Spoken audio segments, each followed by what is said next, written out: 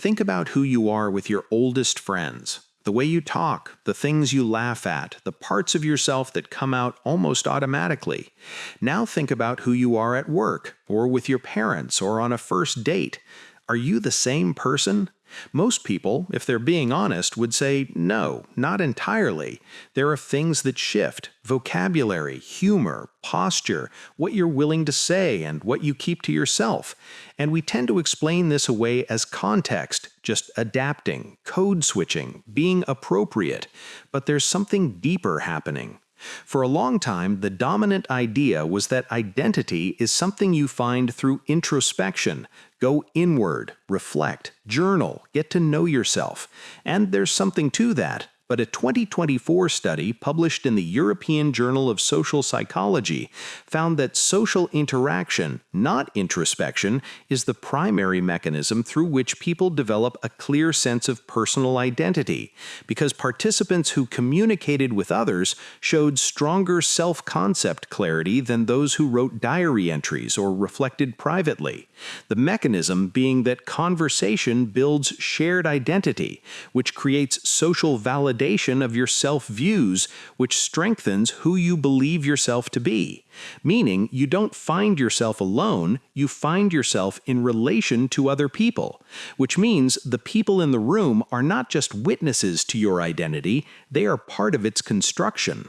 In 2007, Harvard sociologists Nicholas Christakis and James Fowler published a study tracking over 12,000 people across 32 years, mapping how behaviors spread through social networks, and the findings were striking. If a close friend becomes obese, your likelihood of becoming obese increases by 57%, not because you imitate them consciously, but because your social environment has shifted what feels normal.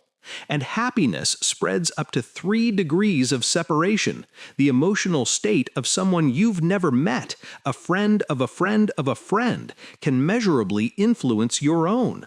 The same patterns holding for smoking cessation, depression, alcohol consumption, because what we experience as personal decision is often social contagion operating below the level of awareness.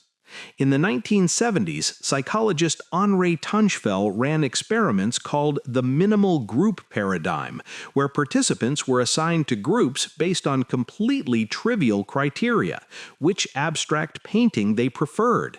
And within minutes, these strangers were showing favoritism toward their own group and discrimination against the other. No shared history, no meaningful bond, just a label, which became social identity theory. A significant portion of your self-concept is derived not from who you are as an individual, but from the groups you belong to, meaning your friend circle and professional community and online tribes are not just social structures you participate in, they are active ingredients in how you understand yourself. And when the group changes, the self changes with it. In 1999, psychologists Chartrand and Barg demonstrated the Chameleon Effect. People unconsciously mimic the postures, gestures, and mannerisms of those they interact with without any awareness. And the deeper implication is that repeated unconscious mimicry over months and years gradually shifts your behavioral repertoire toward the people you spend the most time with, so that you become like them not through choice, but through proximity. Robert Cialdini's research on descriptive norms found that what people in a given environment actually do is one of the strongest predictors of individual behavior, often stronger than the person's own stated values. So your social circle answers the question, what do people like me do in situations like this? Constantly, invisibly, without ever saying it out loud, and what they treat as normal becomes the water you swim in. Adolescence is the window of maximum social influence on identity formation, with peer groups functioning as testing grounds where people try versions of themselves and commit to an identity based on what gets validated, and the labels that stick: brain, athlete, outcast become internalized in ways that establish neural pathways and self-narratives, persisting into adulthood without the person being aware of their origin. Christakis and Fowler also showed that influence extends 3 degrees of separation. People you've never met are shaping your norms, attitudes, and self-perception through chains of social connection, which means the 5 people idea is useful not because it's precisely accurate, but because it asks the right question. Who is defining normal for me right now? The audit requires 3 questions. What does your social circle normalize in actual behavior rather than stated values? Who in your life expands your sense of what's possible?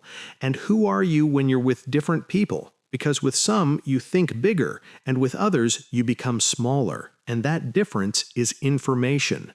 The psychologist Charles Cooley called it the looking glass self, the idea that the self is formed by looking at our reflection in other people, not who they tell us we are, but who we see ourselves being when we look at ourselves through their eyes. And you didn't choose most of your earliest social circle, the family you were born into, the school you were sent to, the peer group that formed around you, but you are at a point now where some of those choices are genuinely yours. Which rooms you walk into, which communities you invest in, who you call when something matters. And the most useful thing you can do with everything in this video is choose those with a little more awareness than before.